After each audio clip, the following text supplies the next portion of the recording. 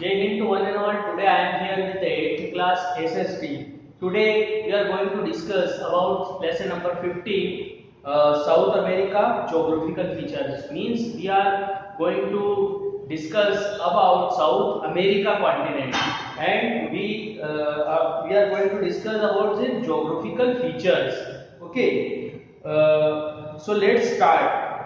Firstly, we are going to study about location and expansion, then its surface. Surface means physical part. Okay. South America continent is divided into three major physical divisions. That is Western Coastal Belt, Western Mountain Range, and Central Plains. So let's start. Firstly, location and expansion. Look at the globe. South America is situated in the south of North America. देखिए अगर आप globe को देखेंगे या map को देखेंगे तो आपको नजर आएगा आपका जो साउथ अमेरिका कॉन्टिनेंट है वो नॉर्थ अमेरिका के जस्ट नीचे या साउथ के अंदर है ना। South America is the fourth largest continent. दुनिया का चौथे नंबर का बड़ा कॉन्टिनेंट है साउथ अमेरिका। इसका एरिया है 1,75,40,000 स्क्वायर किलोमीटर का। पूरे कॉन्टिनेंट का ये एरिया है। ओके, 1,75,40,000 स्क्वायर किलोमीटर ये टोटल एरिया है साउथ अमेरिका कॉन्टिनेंट का। इट लाइज बिटवीन, देखिए आप इसके लैटिट्यूड और लॉन्गिट्यूड की बात करें तो 12 डिग्री नॉर्थ लैटिट्यूड से लगाकर 55 डिग्री साउथ लैटिट्यूड तक आपका नॉर्थ अमेरिका कॉन्टिनेंट है। इसके अलावा लॉन्गिट्यूड की बात करें तो 35 डिग्री वेस्ट लॉन्गिट्यूड से लगाकर 81 डिग्री वेस्ट लॉन्गिट्यूड तक आपका साउथ अमेरिका कॉन्टिनेंट बसा हुआ है। अब हम बात करेंगे this continent is 6,640 kilometre from north to south. अगर हम इसके नॉर्थ से साउथ की बात कर लें तो 6,640 किलोमीटर में ये फैला हुआ है। और यदि हम इसके वेस्ट से ईस्ट की बात करें तो अप्रोक्सीमेटली 5,150 किलोमीटर में ये फैला हुआ है। ओके, आगे देखते हैं। Look at the political map of south America. यदि हम पॉलिटिकल मैप देखेंगे जो कि पेज नंबर 139 के ऊपर दिया हुआ है तो in the west of continent lies Pacific Ocean. इस कॉन्टिनेंट के वेस्ट में पैसिफिक ओशियन है, ईस्ट में अटलांटिक ओशियन है और कैरिबियन सी है इसके नॉर्थ के अंदर। ओके, और यदि हम इस कॉन्टिनेंट के सदर्न एंड की बात करें तो पैसिफिक और अटलांटिक ओशियन वहां पर मिंगल्ड होते हैं, दोनों मिलते हैं। The north west part of the continent where earlier joined with Panama of North America.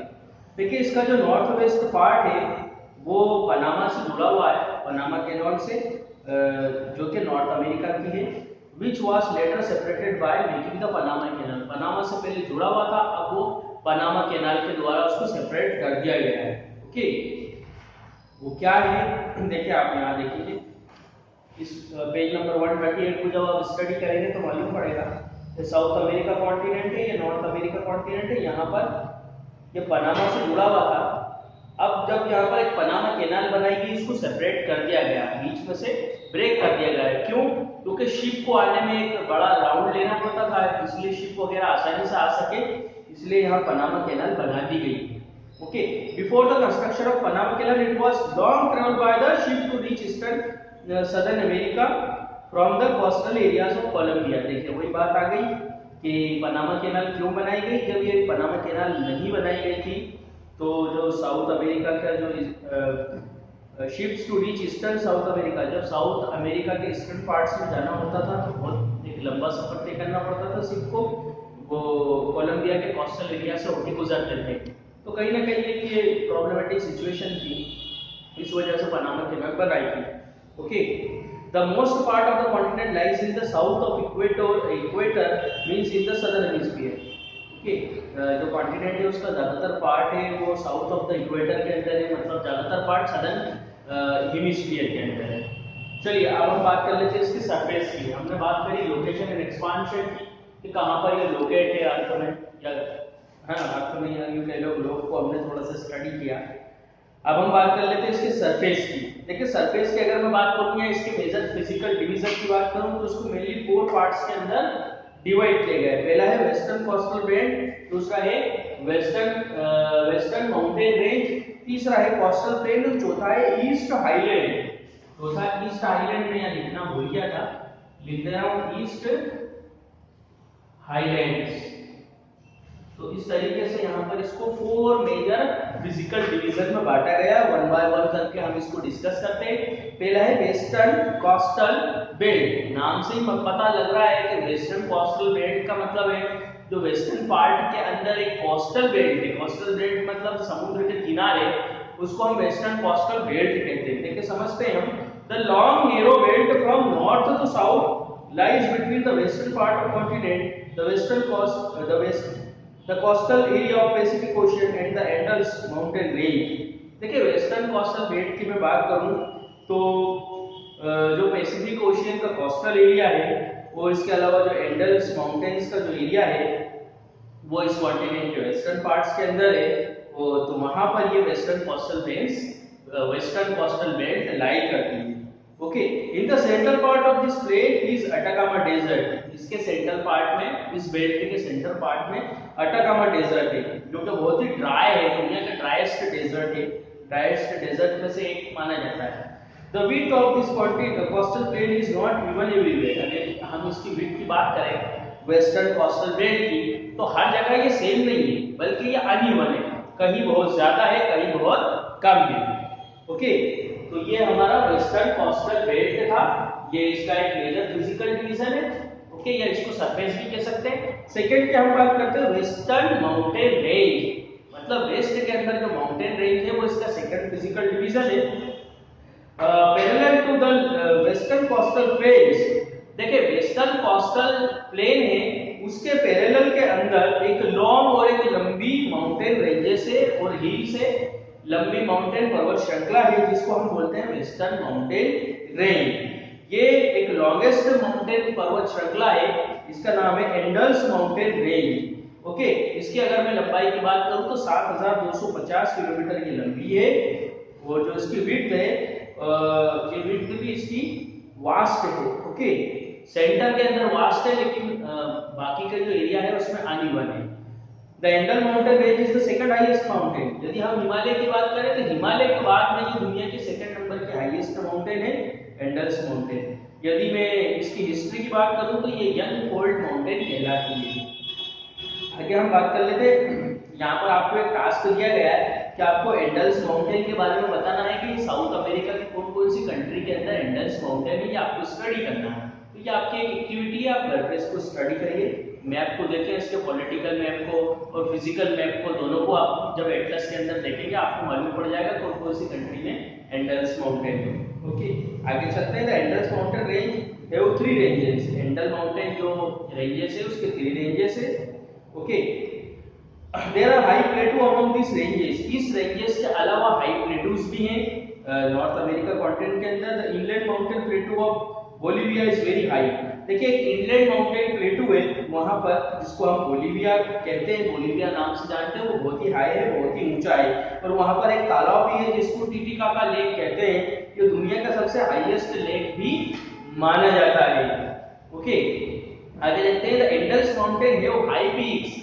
आपको पता है पर्वतों को में क्या होता है, हाई पीक्स होती है। जब हमने हिमालय डिस्कस करा था वहां पर भी हाई पीक्स है। एंडल्स माउंटेन्स यहाँ पर भी बहुत ज्यादा हाई पीक्स है। Okay, despite remaining in the equatorial region. देखिए इक्वेटोरियल रीजन में होने के बावजूद भी जो इसकी ऊंची ऊंची हाई पीक्स है वो 12 महीने बर्फ से ढकी हुई रहती है। क्यों? क्योंकि वहां पर टेम्परेचर बहुत ही ज्यादा लो है। देखिए यहाँ की मैं सबसे ऊंची पीक या हाईएस्ट पीक की बात करूं तो वह एनकागुआ, एनकाकागुआ, ये यहाँ की सबसे हाईएस्ट पीक है एंडल माउंटेन रेंज की, जो कि 6960 मीटर ऊंची है सी लेवल से, mean 6960 metre above the sea level. There are many active volcano. देखो यहाँ पर बहुत सारे एक्टिव और डोर्मेंट वोल्केनोज हैं या डेड वोल्केनोज वगैरह है। Okay, Cotopaxi, which lies in the equator, is situated on the maximum height in the world and is the most active volcano। देखिए कोटोपैक्सी ये जो है मोस्ट हाईएस्ट पॉइंट के ऊपर है ये वोल्केनो। ये दुनिया का एक एक्टिव वोल्केनो है और ये मोस्ट हाईएस्ट पॉइंट के ऊपर है, मतलब ज्यादा ऊंची हाइट पे है।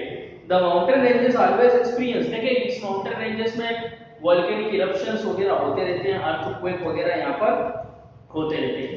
ओके, कुछ यहाँ की रिवर्स की बात करूँ जो एंडल माउंटेन से निकलती है, क्योंकि बर्फ से ढका हुआ है तो जाहिर सी बात है बर्फ पिघलने की वजह से यहाँ से रिवर भी निकलेगी। तो यहाँ की कुछ रिवर्स, मेन रिवर्स है देखें अमेज़न, ये दुनिया के इंपॉर्टेंट रिवर्स भी है, फिर ऑरिनोको, और फिर पिल्कोमोइया और कोलोराडो, ये यहाँ की कुछ इंपॉर्टेंट रिवर्स।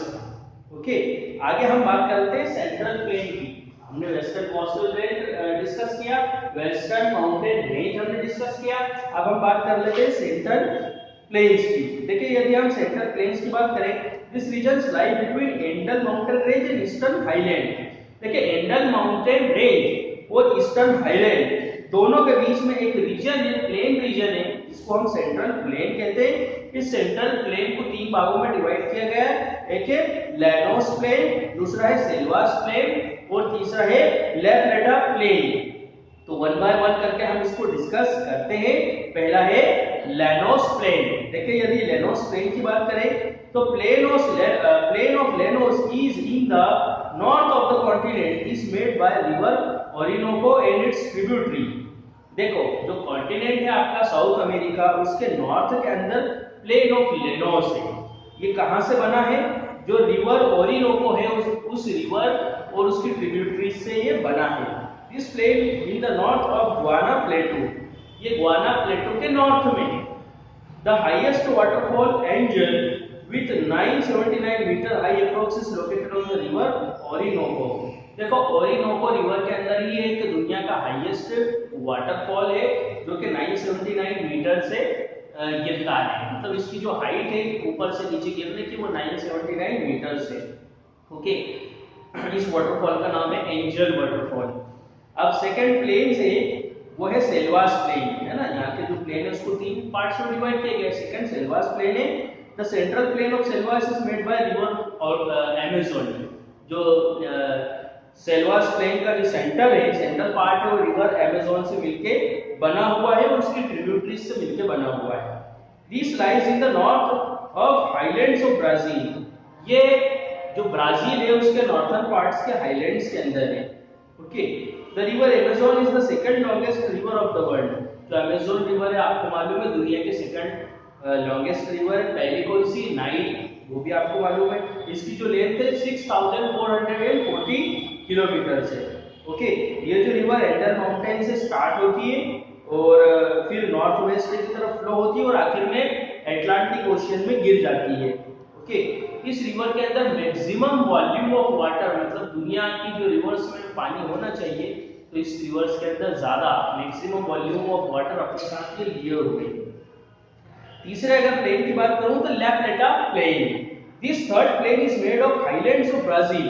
देखिए ये ब्राजील के हाईलैंड का निर्माण करता है, पैराना का और Paraguay in the south west. South west में जो पेरेगुआ है उसका निर्माण करता है and the valley of Uruguay river. Uruguay की जो रिवर है इन सब से ये मिलके बना है। ओके, दिस इज कॉल्ड ला प्लेटा बेसिन। उसको ला प्लेटा बेसिन भी कहते हैं। पर वैसे देखें ला प्लेटा प्लेन की बात करें तो ये ब्राजील, पैराना और पेरेगुआ और वैली ऑफ यूरुग्वाई रिवर से मिलके बना हुआ है। इसको हम ला प्लेटा प्लेन कहते हैं in short. Now eastern highland. एक ईस्टर्न हाईलैंड की हम बात करें, सेंट्रल प्लेन हमने डिस्कस किया। अब ईस्ट हाईलैंड या ईस्टर्न हाईलैंड एक ही बात है। इसकी हम बात करते हैं। This continent has three main plateaus, plateau plains. These plateau of Guiana in the north, plateau of Brazil in the central of the continent, the Pantagua plateau in the southern region. देखिए यदि हम इस continent की बात करें तो इस continent पे थ्री मेन प्लेटू है। ओके, सबसे पहला तो जो नॉर्थर्न पार्ट के अंदर है गुयाना प्लेटू, फिर इसके अलावा प्लेटू ऑफ ब्राजील, फिर इसके अलावा सेंट्रल पार्ट ऑफ कॉन्टिनेंट, यहाँ के जो सेंट्रल पार्ट में है वो Patagonia plateau. Okay, Patagonia plateau southern part में, plateau of Brazil central part में। ओके, तो ये जो तीन प्लेटू यहाँ के मेन प्लेटू हैं। जो प्लेटू ऑफ गुयाना है वो वाटर डिवाइड्स का काम करता है ना। अमेज़न रिवर जो आती है तो उसके लिए वाटर डिवाइड्स का काम करता है। और इसके अलावा plateau of Brazil has cut by current of big flowing rivers. जो प्लेटू ऑफ ब्राजील है वो बड़ी बड़ी जो रिवर्स है उसके करंट से कट हुआ है। Okay, the Patagonia plateau have no rain is dry desert. Patagonia plateau है वहां पर ज्यादा वर्षा नहीं होती है, इसलिए वो एक ड्राई डेजर्ट के अंदर बदल गया है। All these plateau are older than Andes mountain. ये तीनों हमने जो प्लेटू डिस्कस किए हैं एंडल्स माउंटेन से भी ओल्ड है, पुराने हैं। The plateau of Brazil is the biggest among the three plateau. इन तीनों प्लेटू में अगर मैं बड़े प्लेटू की बात करूं तो वो प्लेटू ऑफ ब्राजील इन सबसे बिगेस्ट है और बड़ा है। ओके, तो आज हमने यहाँ तक के डिस्कस किया। यहाँ पे आज हमने इसके लोकेशन एंड एक्सपांशन देखा साउथ अमेरिका का, इसका सरफेस या फिजिकल डिवीजन या फिजिकल पार्ट्स हमने देखा, जिसमें western coastal belt, western mountain range, central plains, eastern highland, ये सब हमने डिस्कस किया। कल हम इसके क्लाइमेट के बारे में देखेंगे और वेजिटेशन एंड वाइल्ड लाइफ के बारे में देखेंगे। ओके, तो बाकी आज के लिए बस इतना ही। इसका जो होमवर्क वगैरह है या जो मैप में जो आपको स्टडी करना है वो अभी आपको नीचे डिस्क्रिप्शन में दे दिया जाएगा। तो आज के लिए बस इतना ही। जय हिंद, जय भारत।